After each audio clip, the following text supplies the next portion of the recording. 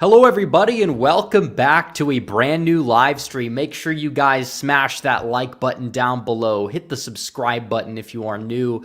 And if you already subscribed, make sure you hit the bell for notifications so you never miss another video or live stream. So we have a lot to talk about tonight.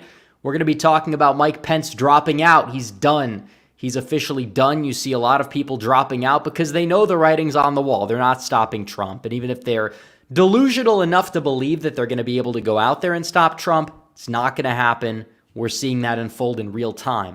On top of that, Team DeSantis is going off the deep end with insanity and desperation. They're just insane right now because they're trying to pick apart everything Donald Trump does because they know they have zero shot at winning, and it's desperation, and it's not doing anything for their benefit. It's only hurting Trump, but it's going to hurt Trump in the general election. The more they continue to do it, do I think it's going to make a dent at the end of the day? It's all terminally online stuff, so probably not. A lot of these people are bending the knee, have bent the knee, or will bend the knee. But still, it is ridiculous to see what is happening unfold with these people. They're so delusional.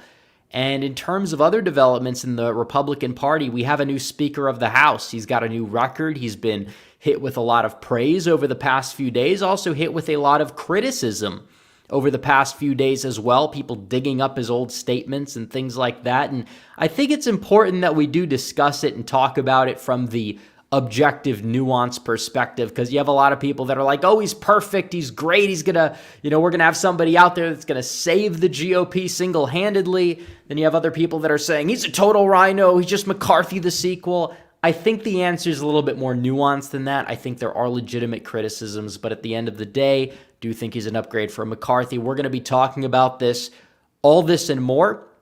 I'm sure you guys are going to have quite a bit to discuss as well in the super chats. You have any questions for me, any comments for me, anything you would like to say or contribute to the discussion, feel free to do so by using the super chat function, the $ there, for just X amount of whatever you want to send in. You can get your questions directly streamlined to yours truly throughout the stream. We're going to be getting to them once we get through the topics. I'd like to do this fairly quickly so we can have time for a discussion because it has been a long time since we've done a stream, which means a lot of people have a lot of questions of things that have happened over the past week. So we will definitely get to those. But first of all, I'd like to touch base on the 2024 updates as we know it, because Mike Pence has dropped out of the presidential race. He was polling at like 4%, then he was polling at like 2 or 1%.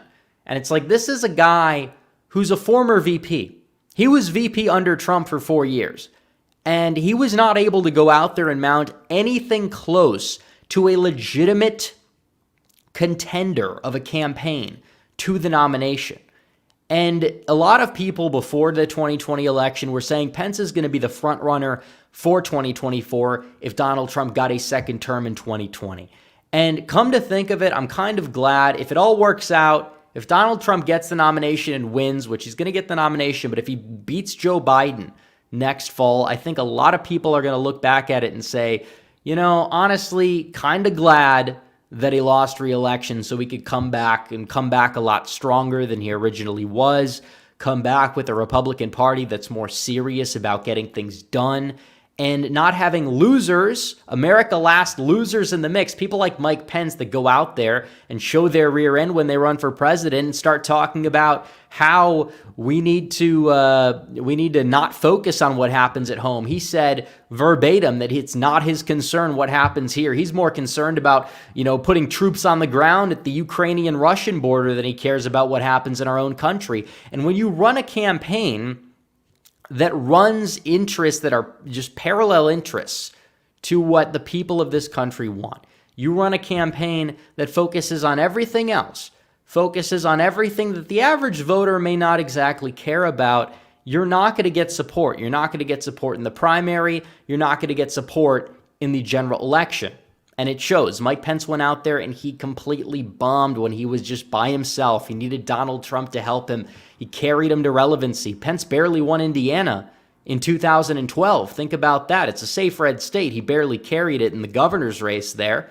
And then 2016, A lot of people leading up to that were speculating that there's a chance that he may not have even won that governor's race, hence why Donald Trump went out there and decided to pick him for VP, arguably because, yes, he did help among evangelicals. It does not mean he was uniquely popular in the state of Indiana. Donald Trump would do far better in the state of Indiana in an election than Mike Pence would do. Think about that. And Mike Pence was governor there. I mean, the track record speaks for itself.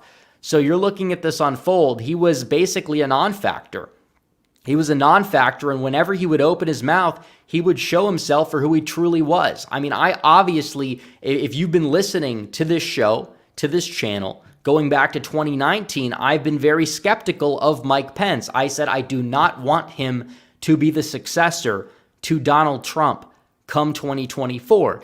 And it seems like my intuition was once again completely correct, and I've been vindicated on that front because of every single thing he's done ever since Trump's presidency ended. And yeah, we could talk about that day in January a couple of years ago. I think that that is something that he handled poorly, Mike Pence that is.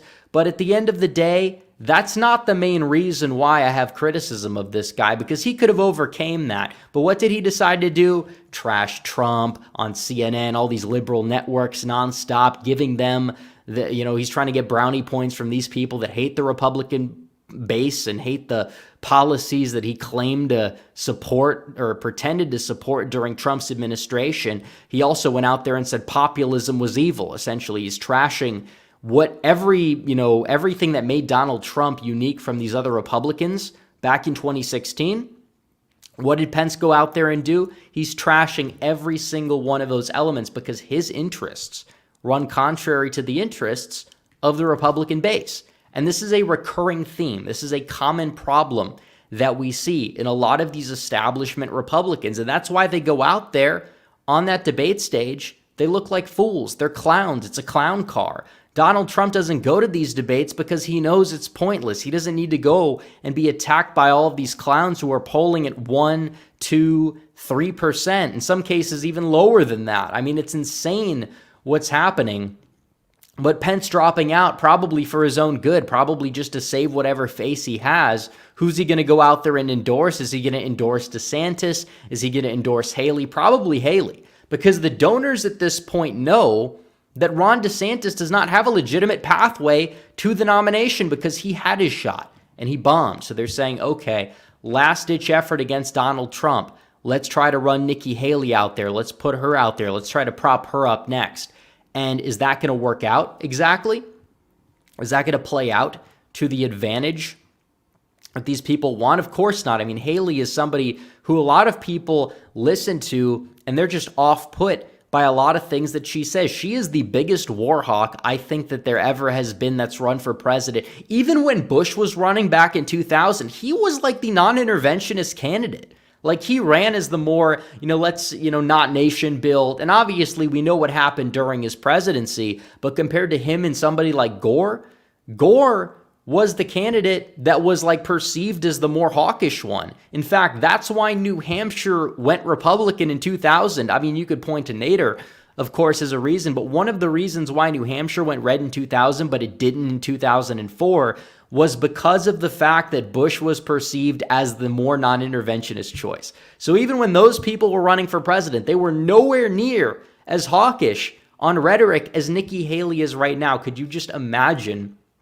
if Nikki Haley got in there, what we would be? And we would be involved in a war with Russia, a war with China. We'd be involved in World War III within a week with these people. That's what we would be involved with. And that is not something that we need as a country. We need authentic leadership that can basically lead peace through strength. Obviously, I prefer to get along with these countries. I prefer to have a decent relationship with Russia. Why do we have to be at war with Russia? Why do we have to be constantly fighting with them militarily? Why do we have to provoke a war with China? Obviously, I think that these countries can act in adversarial ways, especially China taking advantage of us in trade and obviously other means in terms of them wanting to be that major superpower. But at the end of the day, we don't need to be taking military action against China. We need to be going out there having diplomatic relationships with these people. That's why you see, it's funny, you see the DeSantis people say, well, DeSantis is the real anti-establishment. He's the real anti-war candidate, basically out of thin air, because that's what they say, because he read like a focus group tested statement out of a flashcard. But then in reality, when he goes out there nonstop, he's talking about taking a more military-based approach to China. We don't want war with China. We don't. Obviously, we would prefer that, they would stop taking advantage of us. But do we want to go to World War III against China just because, whatever reason, pick the reason out of the bucket? Like, no, we don't want to go to war with these people. We should want to negotiate peace in whatever way possible. We're going to have to hold nations accountable if they take advantage of us. That's the Trump doctrine. That's what Trump had going for us. And a lot of these people, they want to go away from that. They want war. They want to put boots on the ground in Israel. They want to send ridiculous amounts of aid there. They want to, reinstate us involved in war in the Middle East. We don't need that. We've done that before. Did not work out too well. They want to do it again. They want to destabilize the region. In many cases, these countries can take care of themselves. Israel can take care of itself. If you look at what they're up against with these insurgent groups that they're up against, like Hamas, I mean, they massively outnumber them. They can fund their own war. They have a lower debt to GDP ratio than the United States does. There's no reason for us to be getting involved over there in any way, shape, or form. But Nikki Haley's going out there just virtue signaling, basically saying that if you don't support every single thing Israel does 24/7, and you don't want to send people overseas to die for Israel, or you don't want to send them every single taxpayer dollar you have, then you're an anti-Semite. That's what she's saying. And that's not true. That's not how these things work. I mean, there's legitimate criticisms of every single government out there. Canada, I would say, is probably our actual greatest ally. And I think that there's plenty of criticism that you could levy against the Canadian government 100% of the way. I mean, obviously, just look at it. I mean, it's a complete and total mess. In many cases, they are very, very liberal. They've engaged in many authoritarian means, especially with the whole COVID stuff. Trudeau's a disaster. And you could say all that. That's completely fine. But when it comes to certain other countries, you're not allowed to say certain things. Interesting. But either way, it doesn't matter. The bottom line remains the same. Israel can take care of themselves. We don't need to be going to war for Israel. I don't care if that's not popular to say in conservative media. I don't care if that's something that will get you blacklisted, because it's true. We're our own country. They're our own country. We have our own interests. They have their own interests. And even if the interests sometimes are the same interests, that doesn't necessarily mean that we need to be engaging in a war for them. They didn't engage in the war for us when we were fighting in the Middle East. I don't think we have to do the same thing. But you have people that want to send ridiculous aid packages to Ukraine, to Israel. They want boots on the ground at the Ukraine-Russia border. They want boots in the ground in the Israeli-Palestine border. And we don't need that. We have our own problems because we have our own border crisis at our southern border that we need to deal with, that we need to take care of, that's going to affect Americans. And you have allegedly members of those Middle Eastern terrorist groups in Mexico and in Central America that are going to be able to readily pour through into our own southern border and terrorize our own citizens. I think that that's probably the most immediate threat to all citizens of this country that we're going to have to go out there and that we're going to have to take care of. So you look at these people like Pence, like Haley, like even many members of DeSantis's campaign. DeSantis is trying to go out there and send all these supplies to Israel. It's like, why don't you send supplies to our own border first? You're running for president of America. You're not running for president of Ukraine, of Israel, of whatever. You're running for president of this country. You're going to have to take care of your own citizens first. And I think a lot of Republicans in the Republican base, the average voters, that's how they feel. They know that the political class and the political system of both parties has turned their back on them, and they need people that are going to go out there and stand up for them. And I think that that's kind of a large part of the original appeal for somebody like Donald Trump back then. And it's also the appeal of somebody like Donald Trump right now, because he's the only one that really has that viable shot at going out there and winning. And that's the way it is. So you're looking at Pence. Pence basically went out there and said, yeah, well, I don't care what happens here. Well, look what happened. The people listened and they heard what they heard and they decided to say, nope, not going to listen to you instead, and we're going to just walk out the door. And as a result, they did. Pence completely collapsed on himself and really showed his rear end for what he truly is. And if you want to talk about other individuals running for president that are desperate, trying to stop Trump, what is Team DeSantis doing? Because the guy's polling at like 12% at best right now. He was polling at like 30% at the start of the year. The guy's completely just gone down in a tailspin. It's a complete and total disaster what we're seeing there on the DeSantis side of things. And their accounts on Twitter, we've talked about them being insufferable at length. I mean, you have people that are paid to reply to certain tweets, many of tweets of mine and many tweets of other great people, and try to do damage control. It's not like they're going to change my mind on anything. If anything, they just make me more emboldened to support Trump. And while I try to view everything through an objective lens, the way that these people act objectively speaking makes me not want to view their campaign as legitimate. And I think a lot of people feel that way based off of the antics of these people. But it's deeper than the antics of these people. It's just how they're trying to defend this guy. They're trying to defend something that is indefensible, because DeSantis does not have a shot at taking on Donald Trump and winning. And if he got the nomination, it's not like he's really showing himself to be very electable. His approval rating and favorable ratings are lower than Donald Trump's are. They're lower than Joe Biden's are. And both Trump and Biden are not the most favorably viewed. They're really not. I mean, I love Donald Trump, but there is a big portion of the population that doesn't like him. But the portion of the population that doesn't like DeSantis and that doesn't like Biden is wider. And that's why Donald Trump is going out there and he's winning the popular vote in every single poll that we see, which they'll try to cope about nonstop. And they'll try to go out there and they'll try to say, well, every single poll is paid for by Trump. Really? Trump pays for every single poll on every single network, even like Fox News, where the pollsters are never Trump Republicans that have ran those polls and that have ran those polls for quite some time now. Really? I mean, this is what we're dealing with here. We are dealing with crazy people on the other side who will come up with every single excuse. It doesn't matter. Everything Trump says now, everything he says at a rally, they will pick apart. Trump did a Joe Biden impression where he's just like wandering on stage aimlessly. The whole crowd was laughing. They were loving it because that's what they do. They think Trump is funny, which he is, and they don't like Biden. The DeSantis people will clip that video and they will post it like, Trump's lost his mind. He's more demented than Biden. But in reality, he's just doing a Biden impression. And like if his teleprompter like freezes for a second and he like stalls for 2 seconds before correcting himself, they're like, he's experiencing severe dementia, while ignoring like every single instance of DeSantis having technology malfunction. He had an interview on NBC, I think it was today or yesterday, where the same exact thing happened to him. And these people will say absolutely nothing about that, obviously, because they're not being objective. A lot of these people are paid. They hate Trump. If they were around back then, if they're not like AstroTurf new accounts, they hated Trump in the 2016 primaries. They were wrong about literally everything.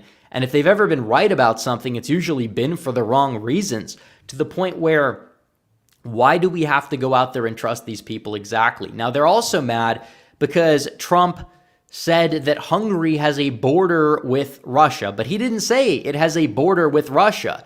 In the video, which is 12 seconds, they always post clips that are like 5 to 10 seconds long. This is probably one of the longest clips of Trump they'll post. Remember, they said Trump told people not to vote, but in reality, he was talking about, he was making fun of Democrats for certain things that we're not going to mention.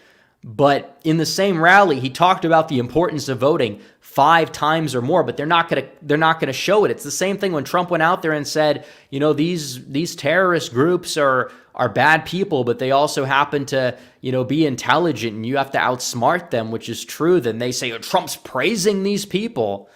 It's ridiculous. Seriously? Like, they are just that desperate. They will run with the worst possible narratives, and it just doesn't make any iota of sense to any actual person who's viewing this through an objective lens. It's true. Trump said Hungary fronts Ukraine and Russia. If you look at the definition of front, it means faces. Russia is invading Ukraine. They're fighting a war in certain parts of Ukraine. Guess who has a border with Ukraine, even if it's not a very long one? Oh, wait, you guessed it. Hungary. I mean, these same people that say Poland, fronts Russia. Russia's going to come after Poland next. Not like including the little part of Russia that's like their Hawaii that technically touches Poland, but Poland is close to Russia. That's what people are saying. Hungary is bordering Ukraine, which Trump didn't even say, but it's true. He said it fronts Ukraine and Russia, which is it does. You have Hungary, you have Ukraine, and then you have Russia. That's exactly the way it is. It's like somebody in Brazil saying Guatemala fronts the United States. It's close. I mean, Mexico's in between. If you say it fronts Mexico and the United States, nobody's going to pick it apart. Nobody's going to say anything negative about that. But because it's Trump and these people are deranged and they're desperate, that's what they're trying to cling to. That's what they're trying to get at. And that is something that I see as a total, absolute mess. And they're desperate. Their campaign is basically over. And when you see somebody dying, what do? They void their bowels. They release a bunch of shit. And that is exactly what they're doing right now. They're just releasing a bunch of hot air, a bunch of shit. They're dead, basically. The campaign is over. And it's technically, voting hasn't happened yet, they'll say. But they've been saying that for like the past year. And voting happens in the next 2.5 months. And these people are deluded enough to think that the guy has a shot at winning Iowa, New Hampshire, where he's behind Chris Christie and Nikki Haley in New Hampshire. He's behind Haley in South Carolina. He'd be lucky if he gets a second place finish in Iowa. And if that finish is below 20%, I mean, there's really no way that they're going to be able to claw their way out of it, because even if they want to go with the false narrative that if he gets a close second in Iowa, then he's got a shot. Folks, he's not getting a close second in Iowa whatsoever. Even if it's closer than expected because they're spending a ridiculous amount of money, it's not going to amount to anything. And that speaks volumes because this is a caucus. If it was like a regular primary, Trump would probably win it by, 20, 30 points, possibly more than what he's going to end up winning Iowa by. But the fact that it's a caucus, you have the more like politically motivated, more college-educated crowd that's a little bit less friendly to Trump than it is to other Republicans within the primary electorate. And Trump is still, running laps around Ron DeSantis with that same crowd. I mean, seriously, folks, this is what's going on right now. And we're looking at this objectively. Trump is coming out with a clear primary victory. And then they'll say, well, he can't win the general. He can't win the general. It's over. And it's like, we've done the videos, we've done the math, and this is what we've come up with. This is the map, folks. This is the map. Trump's floor was 2020. He's not going to lose Texas or Florida or Ohio or Iowa. North Carolina, on a worst case scenario, we could talk about it, but I mean, the state party is relatively competent in a way that I think they're going to go out there and get it done. It's even possible Trump could pull Georgia this time, depending on how the third party vote shakes out. It's possible he could even transcend party incompetence in a place like Michigan or Wisconsin or Arizona and pull off a victory in those states. But in reality, all he needs to do is get Nevada, which seems like it's moving, trending, right? Wisconsin, same thing. In Pennsylvania, where the competency is turning a corner, he'll be at 270 electoral votes. He will be. So we're looking at the map. I see a clear pathway. You could say it's not the most likely course of action if you happen to be a doomer, but even then, he's not going to like destroy the party with like a Goldwater style loss. The people that tell you that are just lying through their teeth because they're desperate. They want to scare you. And that's not how it happens. Of course, there's a possible worst case scenario. Nobody's saying that there isn't. Of course, we're going to have to work for it. I don't like people getting too confident. I don't like people getting too cocky about it. But so long as we're able to go out there, put the work in, and do what we need to do, this is a very winnable election, a very close election, as all elections have been in this country since 2016. They've been close elections. And it does seem as if we do enough of the right thing, beat the Dems at their own game, do what we need to do, yeah, we're likely going to go out there and possibly win. I don't see why we couldn't. I really don't see why we couldn't. But furthermore, we're going to talk about the Speaker of the House, because the new Speaker of the House, Mike Johnson, his record that, I don't know if a lot of people have really touched base on this. I mean, I've seen a few people on Twitter. You see people praising him, and you see people that are trashing him. Mike Johnson's voting record is near pristine. For anybody that could realistically have been a Speaker contender of the House, his voting record is pretty much all there. Immigration, Numbers USA, career A grade, shows he's not fully bought out by the donors. That's a good thing. He's backed Trump when necessary, both impeachment trials, signed on to the Pennsylvania-Texas case back in 2020. He's fairly right-wing on social issues. And when it comes to Ukraine, unlike McCarthy, who will just rubber stamp anything Ukraine for Biden, Mike Johnson has voted against every Ukraine aid package since the first one. And he's received an F grade from that pro-Ukraine scorecard. So we covered this in the video. So altogether,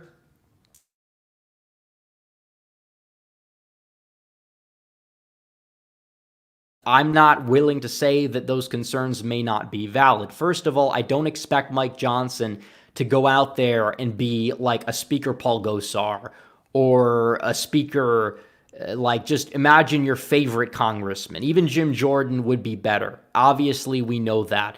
But you're looking at somebody like Mike Johnson. He is relatively solid. He's, for the person that we could have for the job, he's pretty good. Now, there's a few things people will mention. One of them is certain comments he made following the George Floyd incident back in 2020, which the first tweet that I saw was not explicitly bad because everybody saw the video, and I think they all said the same thing. Now, I said at the time, this looks bad. It's probably not racially motivated like a lot of people think. And then it turns out we get the full video. We see the entire thing unfold, and it's like, okay, well, the media clearly lied about a great portion of this. And they should have released the whole video at the start of it, and possibly they would have saved some lives and some property damage from occurring, whatever. But still, Johnson did go on a show and he talked about like how, whites, and is like, my black son's treated differently than my white son or whatever. Yeah, that's cringe. Nobody's going to defend that. That's stupid. He shouldn't have said that. I don't know why he said it. So that's a point on him that will be a dock. I'll dock a point for that.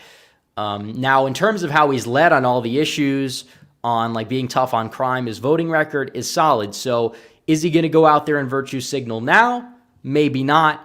We'll have to see, and we'll have to hold his feet to the fire when necessary. I mean, you could be happy that we have a better Speaker of the House while still critiquing his past. Doesn't mean he's a total, complete rhino, but that statement was something that I disagreed with. It was dumb. It was virtue signaling. It was flat out inaccurate.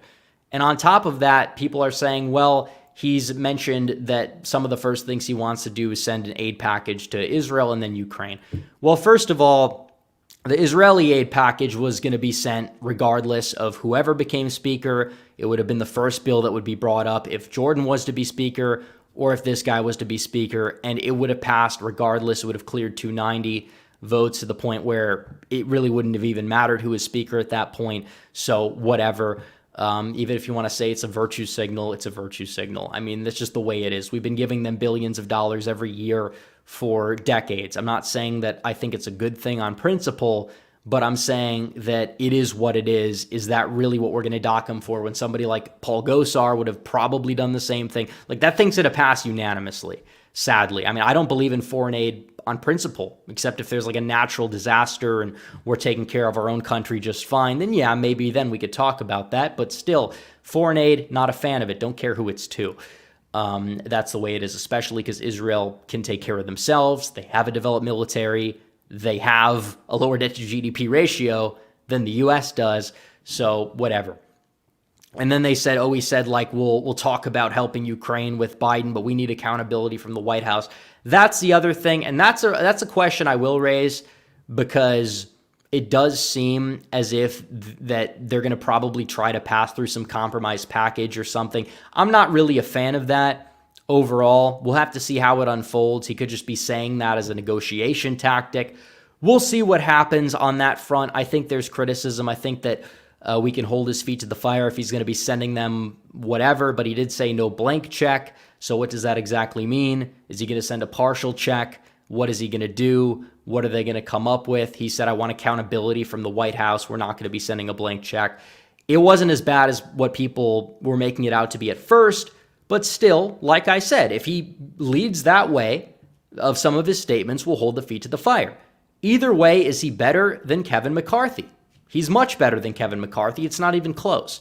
And I think we can say two things at once. We could say this is an upgrade, but we would like to see him do more. Now, the third thing I would like to say is, if Donald Trump becomes president, I expect Mike Johnson to be a much better speaker because he is the type of guy that will work better with Donald Trump than somebody like a Paul Ryan or a McCarthy when it comes to this very issue or these certain things. Because if Trump says he wants something done, he'll have a much better relationship with Mike Johnson, hence why Trump supports him, calls him MAGA Mike. So either way, if this is the guy that's going to be the speaker, if Republicans win the presidency in 2024, they win the House, you have Trump in the White House, then I think it's a win. And people are free to disagree with me. I'm not saying that he hasn't made some cringeworthy statements, but looking at the bigger picture, I don't think that we really need to waste a lot of time trying to drag this guy through the mud. I think you need to have accountability. I think you need to demand more, obviously, but he had a lot of people that gave McCarthy months to prove himself, but they're not giving Mike Johnson a single day to prove himself, and I think it's a little weird. And I'm the one that holds feet to the fire. Don't get me wrong. I'm going to hold Mike Johnson's feet to the fire too, if necessary. But, we're going to have to see how he leads. I'm not going to jump out here and say, well, Mike Johnson said this one cringy thing. It's over for him. We gotta remove him next. It's no. We'll see how he leads. If he turns out to be bad, well, I'll eat my words. But we'll have to see what happens in the meantime in the intermediary. But that's the way it is. Beyond that point, we have 17 super chats that we have to get to tonight, and you guys have a lot of questions for me. So we're going to get to them. Alex Sarikos says, is Ron DeSantis still your choice for 2028? No, he's never really been my choice for 2028. Even back then when I praised certain elements of his governorship a year or two ago, I said, is he really the best we could do? I did the documentary about him. I spoke relatively positive, but I think a lot of what I said still does ring true. I said in the video, which was mid-2021, this guy just being a governor doesn't mean that he's going to be a solid president at the national level. And there's going to be other better options that will be better at the national level come 2028, to the point where DeSantis, even though he'll be a contender, he's not going to be that guy. And judging for how he's handled 2024, 2028 proves that he is not that guy. People got acquainted with him. They were willing to give him a chance. They were. Trump's poll numbers were 40%. His were in the mid-30s. Then they heard him talk, and they were like, yeah, no, get him out of here. You could be a good governor, or you could be an electorally viable governor, I should say, with a good PR team, all you want. Fine. Does not mean that you're going to go out there and be a viable presidential candidate or contender to take on either Donald Trump in a primary or Joe Biden in a general election. Huns with Guns sends a very important question saying, has the DeSantis reply guys on Twitter changed your view on DeSantis himself? Absolutely. Because a lot of these people are in his inner circle. He's listening to these people. He's not silencing them. He's not shutting them down. He's letting them run amok with their own stupidity. And as a result, they absolutely have soured my view on DeSantis and any potential presidential campaign that he's running, because all the worst people in the world are the people that support him. They can point to one or two people on the Trump side that they find annoying or whatever, and you're going to have that in every campaign. I get that. But at the same time, every single DeSantis supporter that I've come in contact with on social media, every single one on Twitter, has been extremely insufferable. They will lie. They'll stop at nothing. They'll stop at nothing to bring down Trump, and they'll act like DeSantis is in Trump's position. They love to play the I know you are, but what am I game, and it blows up in their face because they're not that guy. They don't get to be in that position to sit there and trash a newcomer, because Donald Trump's not the newcomer. They don't. Like the criticism that's levied at DeSantis, 99% of it is legitimate criticism. 99% of it is legit because this whole campaign is based on false narratives about Trump. First of all, Trump did this. Trump handled COVID horribly. DeSantis kept Florida open. Trump locked down the country, but Trump opposed lockdowns before DeSantis opened Florida. He was saying liberate Michigan, and the left was saying Trump is genocidal for COVID to seniors. That's what the media was saying at the time. They were saying his tweets were unconstitutional about liberating Michigan and Virginia, and this, that, and the other thing. But either way, the narrative somehow shifted where Trump is like Fauci's best friend. And I'm not going to say Trump handled everything perfectly because he didn't, especially when it came to the jab stuff. But DeSantis praised and told people to get it 1,600 times publicly. 1,600 times. Trump didn't say it that much. I mean, you could look at the record. Trump always opposed the mandates. DeSantis claimed to after a certain point when it became politically convenient for him to do so. But you're looking at the whole entire thing. There's that. And then there's like the, we'll reach and try to talk about, Trump still coddles weak Republicans because he had Lindsey Graham at a campaign rally. When DeSantis is out there campaigning with none other than Chris Sununu, who's the biggest rhino governor in the country, arguably right now, besides Phil Scott. So they will sit there, they will run into the arms of the worst people, the donor class that opposed Trump back in 2016, and they will say Trump is the real establishment. It doesn't work. It's like the Democrats are the real racist stuff. That never works for Republicans. It doesn't help them get minority support whatsoever. Just like Trump is the real establishment. They're not peeling off any Trump supporters by that. And the Trump supporters or people that oppose DeSantis that agree with that will probably tend to either stick with Trump, or if somebody better than Trump came along, they run to them. They wouldn't run back to this career politician guy who talks out of both sides of his mouth on a lot of issues, including foreign policy. So Apex Caliber says they could drop out behind Haley or DeSantis all they want. At the end of the day, 60% means Trump has won the primary no matter what they do. Yeah, I agree. I mean, it's possible that if they coalesce behind one candidate, that margin of victory may decrease for Trump. But still, Trump has got, 60% of the primary vote already. If people drop out, some of that support is probably going to go to Trump because Twitter's not real life. It's not. I don't think every single voter who votes for Ron DeSantis out there in the primary is necessarily someone who's like insufferable. They probably just got misled, and they probably still like Trump, and they'll probably vote for Trump at the end of the day. So let's see. Apex Caliber says, you see the South Park Pandaverse special hilarious. I've not seen the new South Park at all. I saw the last season, but I have not seen anything recent. Apex Caliber says 2016 A New Hope, 2020 Empire Strikes Back, 2024 ? Well, we'll have to see. Dollar for Dollar says thoughts on the tush push. Well, they stopped it today. I saw that. You see Washington, of course. Washington always tends to be Philadelphia's kryptonite. And even though they did end up getting swept by the Eagles this year, I mean, they gave them a run for their money both times, and they were the team to go out there and stop it. I mean, people are like, well, they can't have this play where they just push the quarterback. It's like, okay, get a better offensive line then. It's clearly stoppable. You just suck at stopping it. I mean, that's the way it is. I'm not an Eagles fan, but the people that are like, we got to ban this play, they're just dumb. They're not exactly like doing anything other than making the game softer than it already is. It's like, let them play.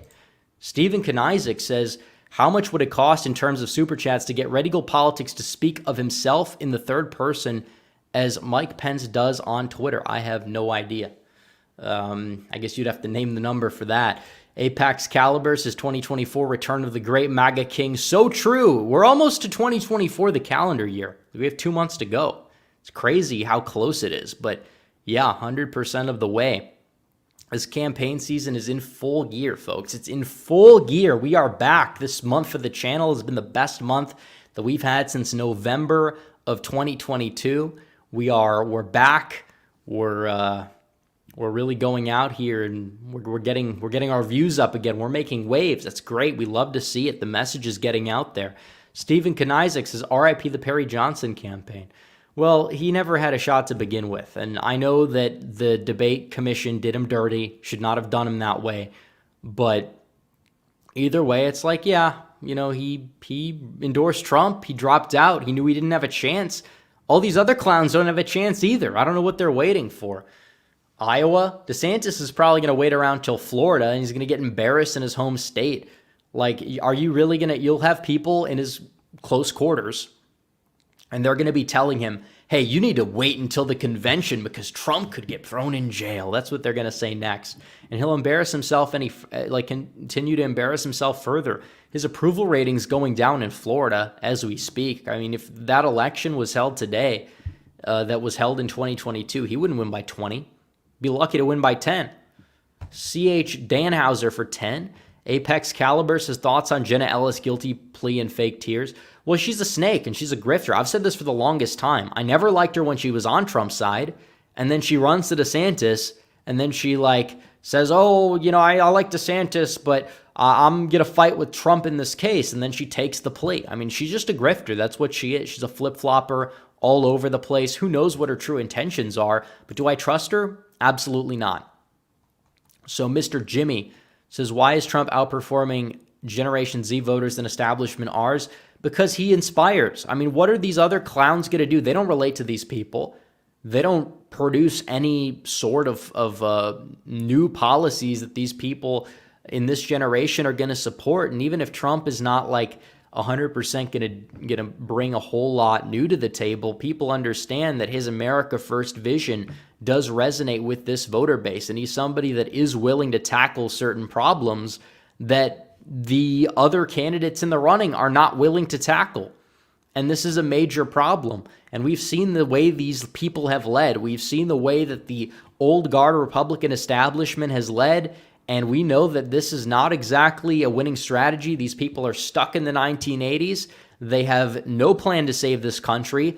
They don't know what's going on. They talk down on younger voters. They talk down on even Vivek just because he's younger and just because he doesn't claim to buy their nonsense on the debate stage. They will try to rip Vivek a new one. Didn't exactly work, but it's not like Vivek's campaign is going anywhere either. But Trump and the cultural phenomenon he represents and the way he taps into meme culture, I mean, that plays a big role in it as well, too. And these other people are just out of touch and they don't exactly know how to navigate the new wave of politics per se. So Big Boy Berg says, new poll has generic ballot R+5. Do you think there's a chance we see that in 2024? Also, what's your prediction for Virginia's elections next week? Well, I have no idea. I think it's going to be close in Virginia. I think that R+5 generic ballot's a little lofty, but you never know what we could see in 2024. Biden is not popular. Biden was not on the ballot in 2022, so you never know what's going to happen. Apex Caliber says, surprise state Trump wins. Nevada, Maine, what do you think? Well, I think if the third-party vote share increases substantially, it's possible a lot of states are going to be put in play like that were put in play in 2016. You have your New Hampshires, you have your Michigans. I really don't want to say Minnesota, but if RFK Jr. really does get 10% of the popular vote, which I don't think he will, but if he takes away 60-40 or 70-30 or does a Perot, takes away from Biden more than he takes away from Trump, which I think is a real possibility, then some states might be put in play that ordinarily would not have been in play. So we'll have to see what happens on that front. I think the third-party vote share is not going to be ridiculously high. It might be around where it was in 2016 because both candidates are underwater, and that wasn't exactly the case back in 2020. So Sam Harrison says, thoughts on Trump's lawyers taking plea deals?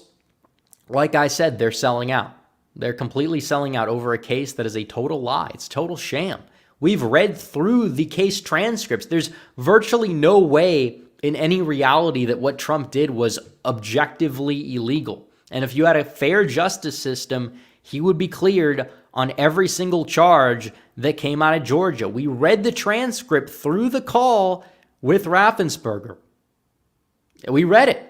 He didn't say anything illegal. He didn't coerce anybody to find magic votes that didn't exist whatsoever. Read the transcript. It's ridiculous. If they actually get him on this, it shows how broken that the justice system truly is.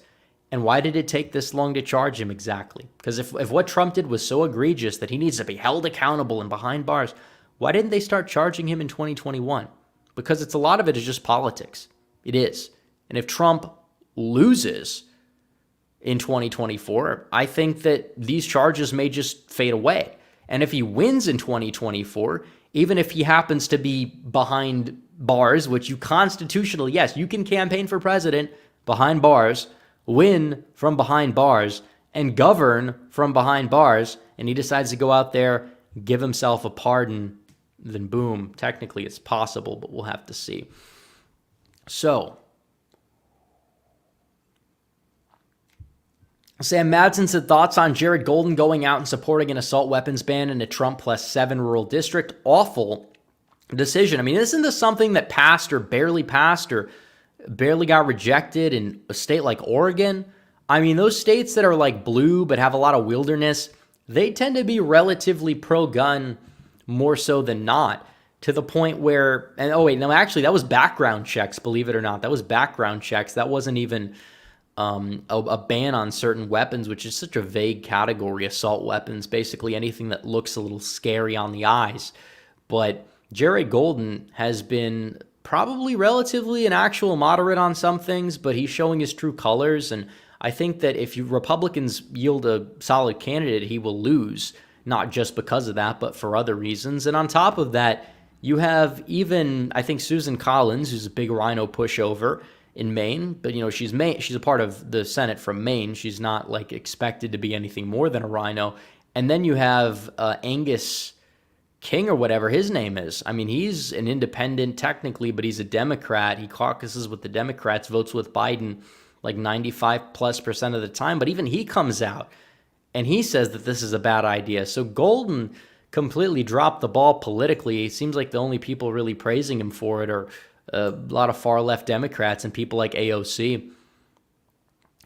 DJ Aftershock says, low 1Q rep can't get woman, unlike Asian Chad Rufus, who proudly pays for datings. Yeah, I know. I saw that tweet, by the way. This tweet went viral from this guy Rufus, which is hilarious because this guy goes out there and he says all these Gen Z, he's always talking about the Gen Z people. He calls them all incels, they're low IQ. He uses all these like terminologies to attack our generation for being smarter than he is. This is the same guy who, by the way, said that Indiana, Montana, Alaska in 2016 were going to go to Hillary Clinton in October before the election. He's the same person that will try to lecture you on political electoral analysis and talk about how DeSantis is the best Republican nominee that would ever exist ever, and Trump is the worst, and he wouldn't vote for Trump in a general. He goes out there and he posts his own L's on Twitter. It goes viral. This isn't like just election Twitter stuff. This is like a lot of big accounts are applying to this. They're just laughing at him. So he like lies about his political views for the sake of dating. He calls himself a Chad. He calls himself like an alpha male, 6 feet, 140 IQ. Yet he's like 45, not married, doesn't have kids, and lies about his political views for the sake of dating, says that he's a center-left Democrat, and goes on and on talking about how he's like a liberal to impress some women. And it's just like, seriously, these are the clowns that are in the DeSantis campaign. They're imploding, not just politically, but mentally in their own lives. They're imploding. They're crazy people. And if you have to lie to women to impress them because you want to appease them and you have different political views, like, it just shows that you bring nothing to the table in the first place. Women are going to be attracted to people that have principle, stand their ground, just say what they believe all the time, even if they disagree. A lot of women are malleable in terms of their political ideology anyways, to the point where if they, meet the right guy, they're going to eventually fall in line and conform if they're not like some crazy, far gone, liberal, feminist, whatever. And if they are, why would you want to date those people? Like, why would you want to lie to appease those people exactly? Like, that's just beta behavior. That's simp behavior. You don't want to do that. It's pathetic. This guy's like in his 40s, and the same guy that calls Gen Z people low IQ and incel just posted a very low IQ and incel move, basically, that he was pulling here. And it's like, and this guy also fakes his text messages. He like was faking text messages from like insiders in the Biden White House, and like they were on the wrong side. It was obviously fake, and he's trying to prove that they feared DeSantis more than Trump. And then you look at like the fact that he does this a lot. It's like, how do we even know these text messages are like real? Or is he like faking these trying to prove a point? Like, is this guy like a curated psyop? Like, what is he trying to do? I don't know. I think it's funny, but it's so true. Like, this guy is absolutely insane. The DeSantis people are absolutely insane. The people they defend are absolutely insane. But because, like one person on the Trump campaign decides to like say something a little bit out there, Trump's the real problem. Like, no, look at your own campaign. It's a disaster. This is a big part of the reason why you're polling at 8% and why Trump is polling at 65%. I don't know. Maybe look in the mirror. Maybe look in the mirror, DeSantis people, because this is your campaign in one image. You have lying, you have low IQ, simp beta behavior. That's the DeSantis campaign. That's what they're doing. They're being betas to the establishment. They lie. They like simp for the worst people in politics. It's like, what exactly is going on with these people? They're insane. This just proves it even further. But Security TV says, maybe I'm alone in this. I don't give two shits about Ukraine. I'm more worried about the fact that I drove through Michigan and seen Sharia law being enforced at a McDonald's. Like, what do you mean by that? Like, it was like in Dearborn, they don't serve pork or something? I don't know. Luke Newman says, who will drop out next in the primary? I don't know. Probably Hutchinson, if I had to guess. But I mean, these people like are even more delusional than DeSantis at this point. If they think they're polling at 1% and they're going to actually have a shot at the nomination, like there's never been a case in history where anyone polled at 50, let alone 60, and lost the nomination. And Donald Trump right now is polling at 60 in the aggregate, maybe a hair below or hair above, depending on the day. But it increases. After every single debate that he skips, it increases. That's why they're mad at him for skipping the debate. It's like insane. The more they attack Trump, the worse it really looks on them, because a lot of these people were defending every single thing during the Trump presidency. Even the parts of it that you may have legitimate criticisms about, like the First Step Act, for example, hated it. But DeSantis will go out there and say, we need to repeal it. He voted for the first iteration of it, and he praised the second final one, to the point where it's like, it's just gaslighting. It's like the same thing with the COVID stuff. They were all on board with Donald Trump and all of his policies about it. And in many cases, they lagged behind when he tried to reopen. You know, and even like when it came to the whole Brian Kemp stuff, people will make it out to be like, Trump was viciously attacking Brian Kemp for reopening. And then you watch the clip and it's like he said, yeah, I would have waited a week, but he could do what he wants to do. He's going to do what he thinks is going to be the right thing. And it's like, seriously, this is what these people are gaslighting us into believing, that Trump was opposing Brian Kemp, trying to reopen at every step of the way. Like, anybody that actually reinserts themselves in the timeline, goes back then, can obviously see. And we could say, well, Trump shouldn't have locked down in the first place. I would possibly agree with you there. I would. I mean, I think a lot of people at the time didn't understand what we were exactly up against, and it was a very scary time. And had Trump done everything correctly, he probably would have lost a lot more states than he ended up losing, even if he would have eventually been vindicated. And then you'd be talking about an electoral fallout that would have doomed the Republican Party generationally. So Andrew Mortensen says, time to run the Trump-Jordan Alpha ticket. Also, what are your thoughts on RFK? Will it be similar to the third-party split like 2016? I think it could be bigger. I think it'll be very similar, actually, to a 2016 party split. That being said, we'll have to see how it unfolds between now and then. I think we're going to probably get a better picture of it come springtime than we have right now. But we're going to talk about RFK Jr. and why people need not vote for him if they do tend to be on the right wing. It's true. The Commander 248 says, I did some analysis on my channel as well for the Republican race. I mostly talk about politics off the cuff. I'm a veteran and MAGA supporter. Can I get a shout out for my channel? Well, there you go. The Commander 248, you got your shout out. Congratulations. Check them out if you guys want. Andrew Mortensen says, just want to donate more to your campaign, brother. Well, thank you. I appreciate it. I'm not running for anything, technically, at least not yet, but I appreciate the support. Alex Sorico says, would you support intervening on Israel's side if they were genuinely looking down the barrel of legitimate destruction? Well, depends what you mean by that, because intervening on their side, like what does that exactly mean? If they're going to completely get wiped off the face of the earth or whatever, there's a lot of other countries that are going to have to pitch into something like that too. I mean, if you're going to be completely honest. I mean, you have a lot of other countries that are not paying their fair share in terms of what's going on in Ukraine, Russia right now. I'm not saying we need to give anything at all. I don't believe we do. But if you're talking about something like that, where there's something that, oh, this country that we need is like under attack or whatever, which I'm not saying that that's the case in the Israel situation, but you're going to have people contribute in the EU, the whatever, of course, in that front. But either way, it depends on whatever situation you're talking about, because there's a lot of potential situations that we hear about across the world, and a lot of them are not like, you find more facts about situations, doesn't actually end up being what's going on. So, I would be a little careful about that terminology when it comes down to discussing potential conflicts like that, which may or may not need our intervention. Cobra Tate for 5 says, I'm with you on supporting Trump, but what are we going to do about the demographic crisis in America with white people and replaced? Well, the bottom line about that would be you're going to have an immigration moratorium. You're going to have a system where we're not going to be letting in as many people every single year. And I don't believe that that's as controversial as some people make it out to be, because you have people on the left, they will celebrate this. They will say, we need people for the votes. They will laugh. Oh, look, the Republican Party is going to go extinct. Ha ha, look at you guys.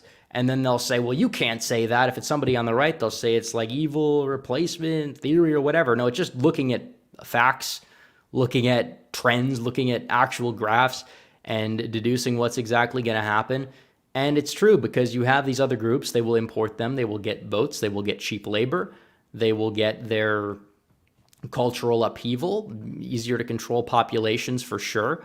And you're just going to have to get immigration under control. And I think there's also a demographic crisis in terms of our birth rates for pretty much a lot of different groups are below replacement level. That's going to have to be something that gets rectified in some sort of form. A lot of Republicans are unwilling to touch that because they're like, anything the government does is socialism. And it's like, there's certain ways to do certain things that will just benefit the economy, benefit the country. And we're obviously going to have to find some way to survive. It's not just socialism. A lot of it is just survival. What exactly are you going to do?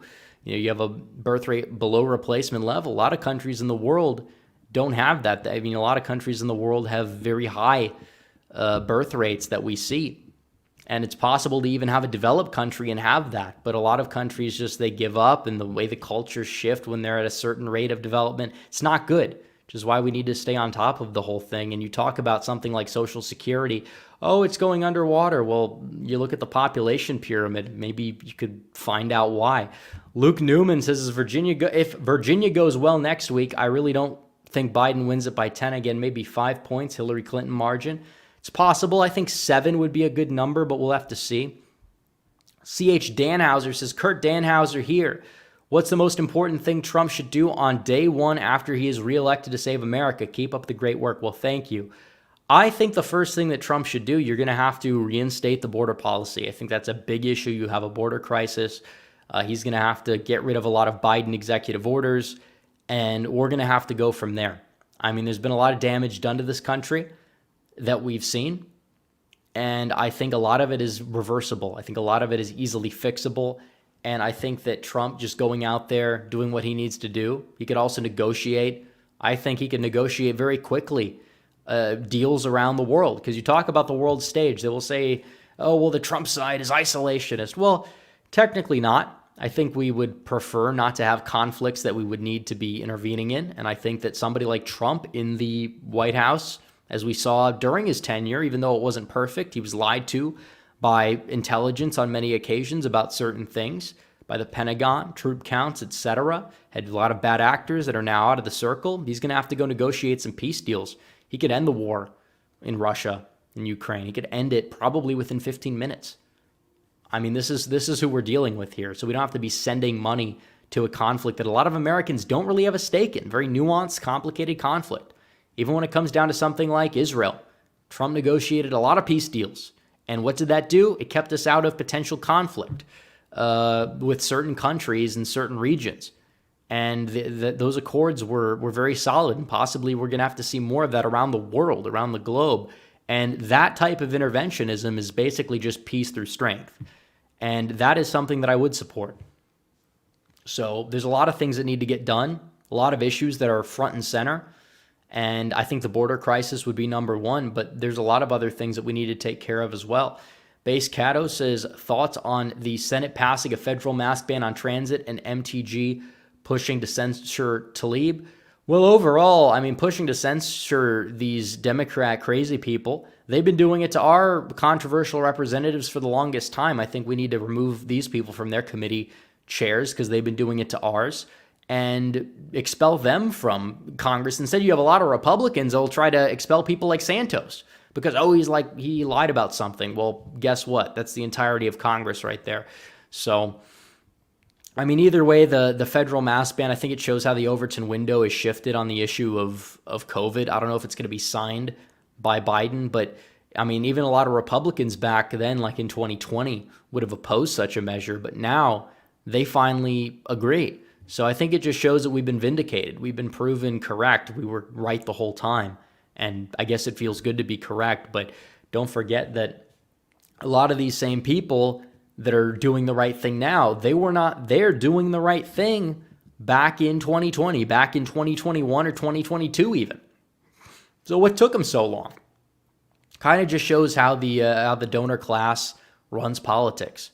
It really does. There's a disconnect between them, especially in the Republican Party, and the interests of the Republican base. So Manny says, why is Minnesota close according to an Emerson poll? It's one poll with a lot of undecideds early out. I don't know, but it's just possible that, the third-party vote share, or people not liking Biden in general, is causing a state like Minnesota to be a little bit closer than it really should be. Mr. Jimmy sends the question that I thought I would get a lot of tonight. Thoughts on a Masters versus Hamadeh divided primary. I hate it. I really do. Because Blake Masters is a great guy. He's somebody who is perfect on pretty much all the issues. And, I think, you could say, he's carpetbagging a little bit.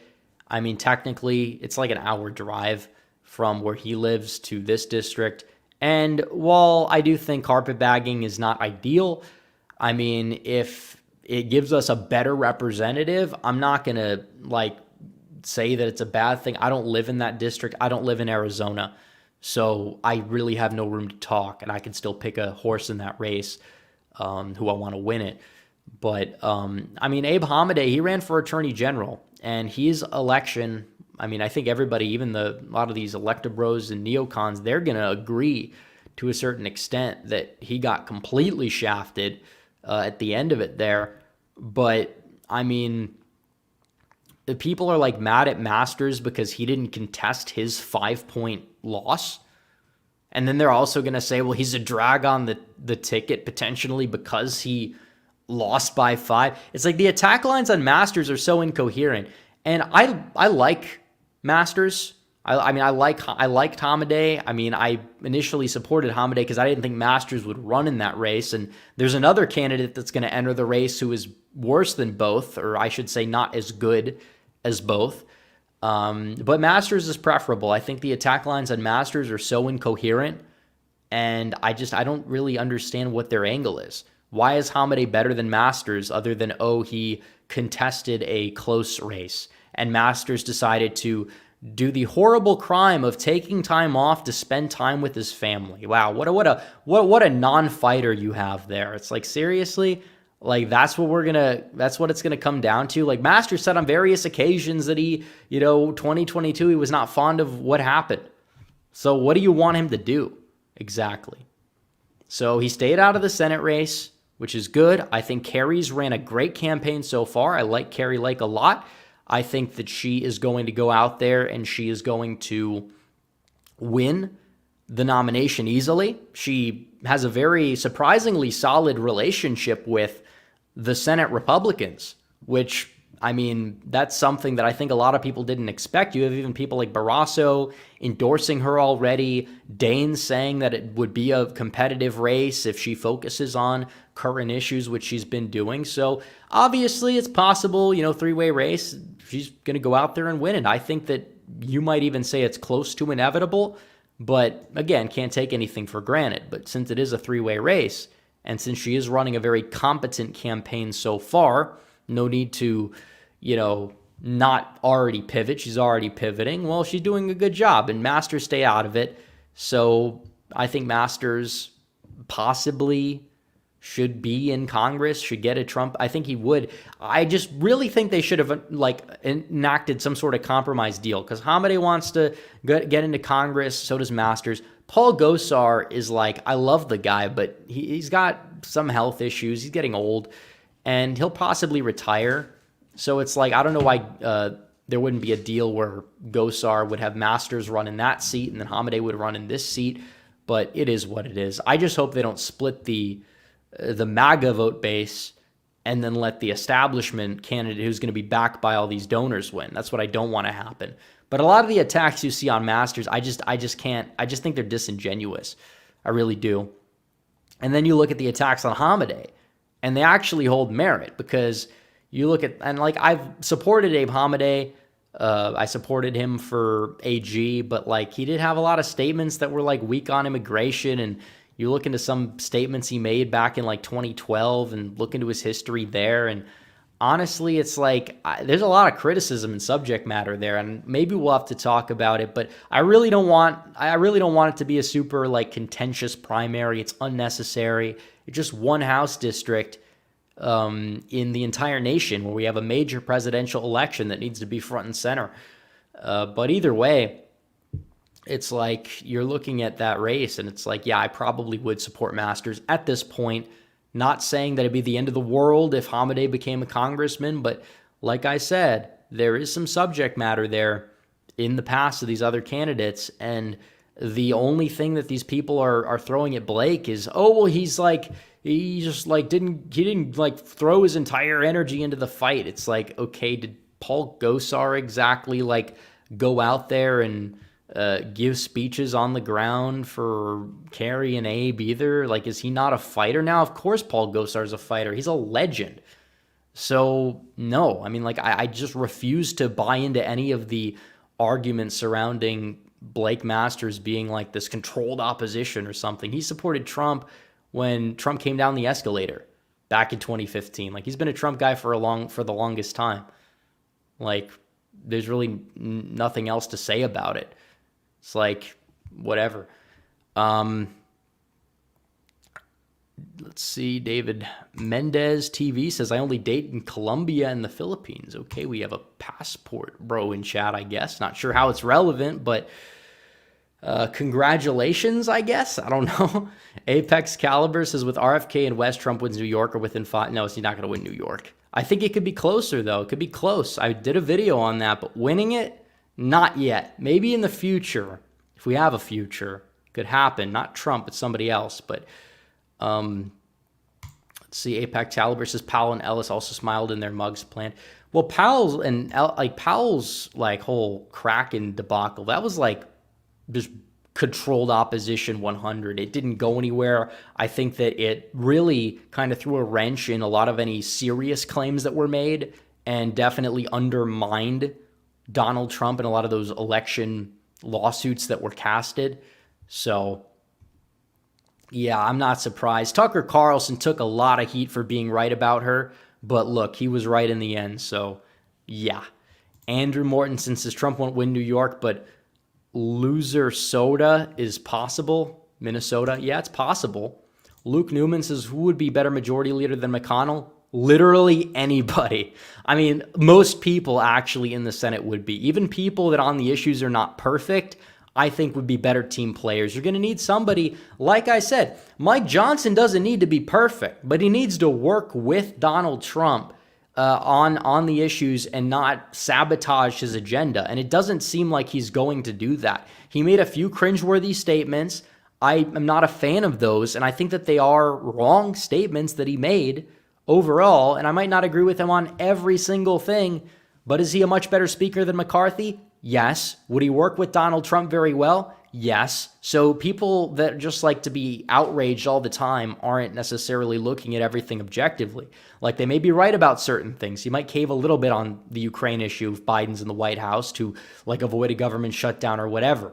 Like, I'm not happy about that, but it's not going to be the McCarthy blank check sort of thing. So is it a net victory? Yeah, and he was able to get in there. So we got the best person who would be able to get in there and who would be much better under a Trump administration than a Biden administration, which I think is what we need to do looking at the long game. And he's better than McCarthy now. So for McConnell, you need somebody who is not going to stab Trump's agenda in the back and who will be able to still get along with everyone and whip the necessary votes. I mean, that's something Johnson is good at. You know, he's not outwardly like the biggest fighter per se, but he's not like, he does it like quietly. But I think that's a good thing, arguably, for a House Speaker, because he'll be able to get votes for certain things that basically no Republican would be able to go out there and get the votes for from these other people. Like, seriously. Let's see. Barry says thoughts on, I don't really know who that is. Apex Caliber says, I potentially think RFK makes at least one debate. Well, he'd have to be polling at 15%. So, I mean, there haven't been any polls now that have him there. Will he have that same polling, or would he increase substantially between now and then? I really don't know if I could see it.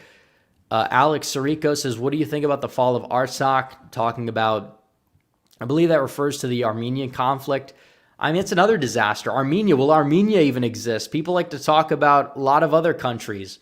You know, we hear about Ukraine, we hear about Israel. Nobody talks about Armenia, which I'm not saying we should fund Armenia either, or we should fight for Armenia. I don't believe that. I'm completely 100% principled, non-interventionist, 100% when it's necessary. Like I said, if you can negotiate a peace deal like Trump in 10 seconds, then do it. I think it's a good idea. And I'd rather have that than this neoconservative approach that a lot of Democrats now even have. But I think what you see in Armenia is a disaster. And yeah, will Armenia even exist in the far future? I mean, look how much of the land they've lost over the past 500 plus years. It's an utter disaster what we're seeing there. Azerbaijan, and they're having babies. You talk about the demographic crisis. Look at Armenia's birth rate. Look at Azerbaijan's birth rate. They used to have similar populations. Armenia's stagnating. Azerbaijan, they're at 9 million plus and counting. Their population's out of control. So Armenia's surrounded by enemies that hate Armenia, who have populations that are booming, and then Armenia's not. And you talk about the demographic crisis that we have here with our own birth rates. It could be a lot worse, but I think it's like a canary in the coal mine type of thing just to look at what's going on there. Andrew Mortensen says, election prediction official rep collapse. Well, I mean, election prediction officials just as left as LTE is. All right, not going to read that one because I know what you're trying to do. The Commander 248 says, I made a video on Mike Johnson, but I never posted it because I realized that his name was so generic that I kept saying Gary Johnson, the old libertarian candidate for the presidency. I mean, his name is very generic. I will say, if you look at the most common names, Mike Johnson probably is up there. And his real first name is James Johnson. So his actual first name is even more generic than the one he goes by. So Luke Newman says, is Boebert done in 2024? I mean, she might be. I mean, she could be a liability. Her voting record is decent.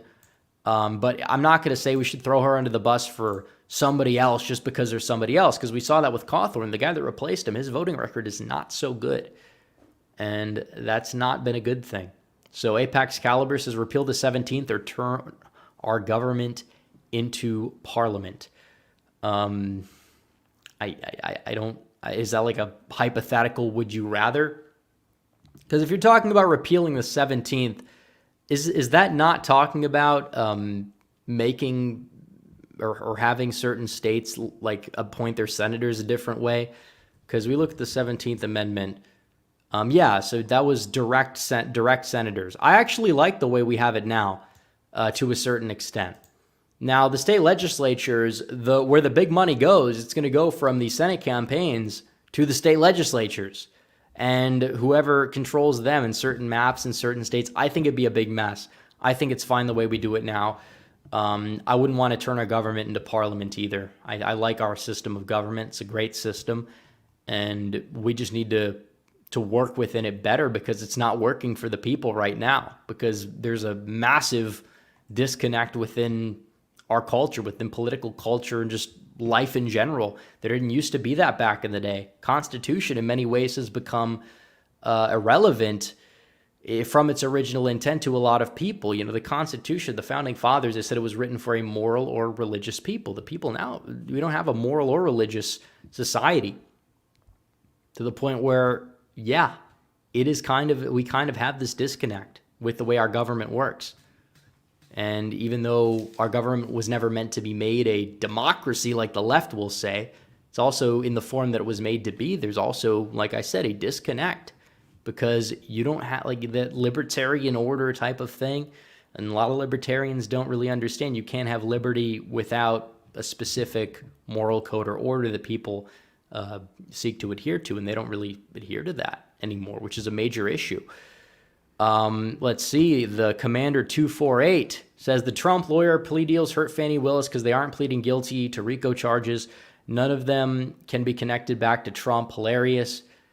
I mean, we'll have to see what happens in Georgia. Like I said, the case is nonsense. These people are clowns. It's a political hit job. They're going to try to get him, but will they actually be successful to get him within the next 12 months? Because these cases are going to be dragged out. And if Trump wins, he could just pardon himself. It's a complete and total foolproof strategy. He can pardon himself. And if he loses, I think that slowly they're gonna go easy on him, because they'll know he's not going to be as much of a threat to them. Bird says, do you support Rosendale or Sheehy for the Senate, and why? Rosendale. I mean, Sheehy is kind of like a big money carpetbagger type in a way. They call him Twin Cities Tim.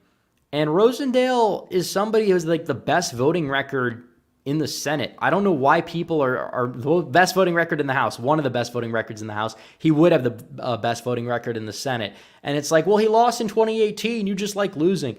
But in reality, do you think Tim Sheehy would have won that seat in 2018? Because you can't look at me with a straight face and say he would without being completely delusional.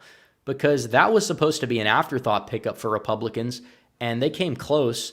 And Rosendale had to deal with an electorate that only voted for Trump by like 4 or 5 points.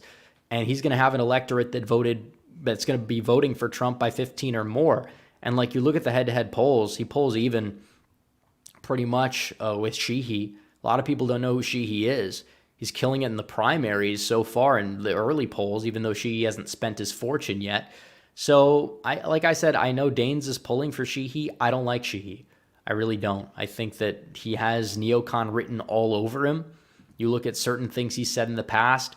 I think if you talk about Trump's agenda, like there's really no reason for people to go out there and say, well, Trump shouldn't support Rosendale. It's like the only thing Rosendale did that was antithetical to Trump was oppose Kevin McCarthy, something that the base has been completely vindicated on. And now Trump supports the new speaker and supported the correct choices in the renomination for speaker, to the point where I don't really think that, he refused a phone call for Trump, trying to get him to vote for Kevin McCarthy. Like, you really think that's going to be something that like I'm going to sit back here and say, oh, well, that means he's bad. Like, no, it's not how it works. Mr. Jimmy says, can Arab voters not voting for Biden help Trump in Michigan? Yeah, I mean, there's a lot of Arab Christian voters too, and people forget about this, but you have a lot of groups like the Lebanese, the Chaldeans, for example, that have been voting more and more Republican in recent years. A lot of them actually were voting Republican even back in like 2012. But I think that seeing like a drop-off of Muslim support even in like Dearborn for Biden, that's going to help Donald Trump. Everything's going to help Trump. Any drop-off from Biden helps Trump. Andrew M. says, thoughts on Dave Wasserman saying Dem sweep of both Virginia chambers in 2 weeks? Well, he also said Youngkin was going to lose in like mid-October, so it doesn't necessarily mean that it's conclusive. I think you're looking at the early vote, and it tells us a lot that we like to see, and then there's a lot that we don't know. So we'll have to see what happens. A lot of Democrat seats are uncontested, and that might be messing with the numbers a little bit, but we'll have to see. Sam Madsen says, I don't care if Don Bacon loses. I don't care either. It's not going to be the deciding seat, and I don't think he's going to win the presidential year. It'll be one of the few seats that Trump is going to weigh somebody down in, and it's going to weigh him down enough to lose if he wins the nomination, which is probably not a guarantee. And I know if he loses the nomination, the seat's probably gone. But at the end of the day, we're probably not going to hold that seat anyways. And even if we do, 2026 is just going to be an auto flip, and it's probably not going to be that seat in the House. And Bacon votes with the left anyways most of the time, so it's not like much is lost. You have an annoying member that's gone.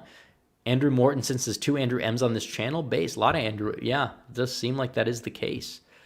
Luke Newman says, can we primary out Jimenez and Salazar? Well, they were talked about getting primaried out last time, and it never came into fruition. So, well, I wouldn't be opposed to it. I don't know if there's a candidate that will be able to mount a serious challenge that's in the running. I'd like to primary out a lot of people. I think we got to narrow our focus a little bit. And it seems like we've made a lot of progress at getting rid of a lot of bad members, but we do have some work to do. We absolutely do. It's not over yet. Apex Caliber says impeachment is like our type of no confidence vote. Yeah, basically at this point. You see it with Ken Paxton getting impeached. It was all political theater, it seems. And it proved how cuck the state house is in Texas compared to the state Senate. And then Trump goes out there, he gets impeached twice, gets acquitted. Yeah, it's a lot of it has just become political theater, whether people like it or not. So we've been live for 1 hour and 21 minutes. It's 12:31 on the East Coast. It's 11:31 here in the great state of Texas. So this is going to be the last call for Super Chats. We've been going for quite some time. Still 700 live viewers. That is absolutely insane. You guys have been doing a great job. So pat yourselves in the back for that. But make sure you guys like the stream. Let's get it to 400, and we will... Let's see, any more Super Chats here? Last call, next 60 seconds, send them through, or they may not be read, and we don't want that to happen. John Waffle says, Russet Perry would be a disaster for the Senate in Virginia. I'm concerned about that race. I don't know what race that exactly is. Russet Perry. Russet Perry is he a... Oh, he's running for... Oh, he's running for state Senate. Oh, it's a woman. This isn't that woman, right? There's no way. Is this that? Is it that candidate? I don't know. But it would be a disaster. All these people winning would be a disaster. Luke Newman says, what do you think of Congressman Chip Roy? Well, the voting record's like all right. Not saying it's not, but then you look beneath it and it's like the guy cries over the dumbest things. He was like, "Oh, Trump is so mean. He's mean about the 2020 stuff, and oh, Liz Cheney, he tried to remove Liz Cheney. He's crying tears for Liz Cheney, supporting Ron DeSantis, giving dumb excuses as to why. I'm not really a fan of him. They call him Chip Soy for a reason. It's like every solid vote that he has in Congress, he has like 2 whiny tweets about something that he'd just be probably better off just shutting his mouth about, for lack of a better term. So, yeah, he's kind of a cuck. And like I said, yeah, the voting record in and of itself isn't the worst, but he is kind of a cuck. And he will cry tears for Liz Cheney, and he'll sell out at like the worst opportune times possible. Sam Madsen says, can we primary Chris Smith? Absolutely. I wonder if Crispy's going to give it another run, but he came very close last time, and we'll have to see. See, the Commander 248 says, who do you like in the West Virginia, Michigan, Ohio, Montana Senate races, and Indiana and North Carolina governor's races? Okay, well, that's a mouthful, but it's going to be Justice in West Virginia, even if Mooney would be better. Michigan's probably going to be Craig. I support Craig. I think he gives us the best shot at winning that seat, and he's decent enough on the issues. Ohio, I'm a little undecided. I have concerns about Moreno, but I don't really like LaRose, and I definitely do not like Dolan. Montana, I like Rosendale. They're going to put a lot of big money behind Sheehy for the record. But Apex Caliber says, have you seen Chunk Yogurt on Tim Pool's show? Yeah, he was like talking about how like he was just virtue signaling on the race stuff. It was pretty cringeworthy. Just repeating the same debunked narratives after debunked narratives about the BLM stuff. And like the guys like Chris Christie, him and Chris Christie are the same person. Like, you know, Chris Christie obviously is fatter, but they both engage in this water buffalo style greasy behavior. And enough is enough. I'm just tired of hearing about the both of them. They should just both go away and quit politics because it's not doing any good for them. I mean, isn't Cenk trying to run for president and he was born in Turkey? He can't even legally run? It's ridiculous. Luke Newman says, can we primary Chip Roy out? I don't think so because I think his voting record is good enough to the point where it's going to stop him from getting primaried. I think like he'll get a challenger that could get maybe 30% most. But I mean, Texas on the ground, they don't oppose him. A lot of these people don't know about some of this stuff that we know about, and they probably never will because there's not going to be a lot of big money that's going to back up the correct narratives about certain things to get the right people elected. But it is what it is. John Waffle, she is a former three digits of former FBI agent. I mean, we saw that with what's it called? The Spanberger. Spanberger was a part of the CIA, and she, I believe, got that seat there in the 7th district or whatever it is, and she's an institution. She's probably going to go for governor in 2025, which is not a good thing because Youngkin can't run for re-election because Youngkin is term limited. Apex Caliber says, would you debate Jackson Hinkle? You know, I have disagreements with him. I think that he's kind of like a LARPer. You know, he follows me on Twitter, so I can't be too negative towards him. But yeah, he says a lot of things I disagree with, but I'm not like I wouldn't want to debate him necessarily. Like I think a lot of it is kind of an act. This whole MAGA communism thing. It's like it's kind of contradictory. I think it's like a little bit of a LARP. But I probably wouldn't debate him overall. I don't really do debates very often. And, you know, I have people that like I have a lot of people that want me to debate a lot of people that I agree with on like 95% of the things. And it's just like, why? It's kind of a little bit unproductive overall. But, we might do some debates eventually. I mean, I've done some in the past, but, we'll see. Mainly just laser focused on the fight for 2024. Don't really have a lot of time to sit there and, I mean, obviously we're going to talk about ideology and certain important things, but debates, not really what's going to happen on this channel. But anyways, guys, it's been real. We've been live for a very long time, and we're going to end the stream now. So like the stream before you go, subscribe if you are new, hit the bell, and I will see you guys in the next one. Red Eagle, out.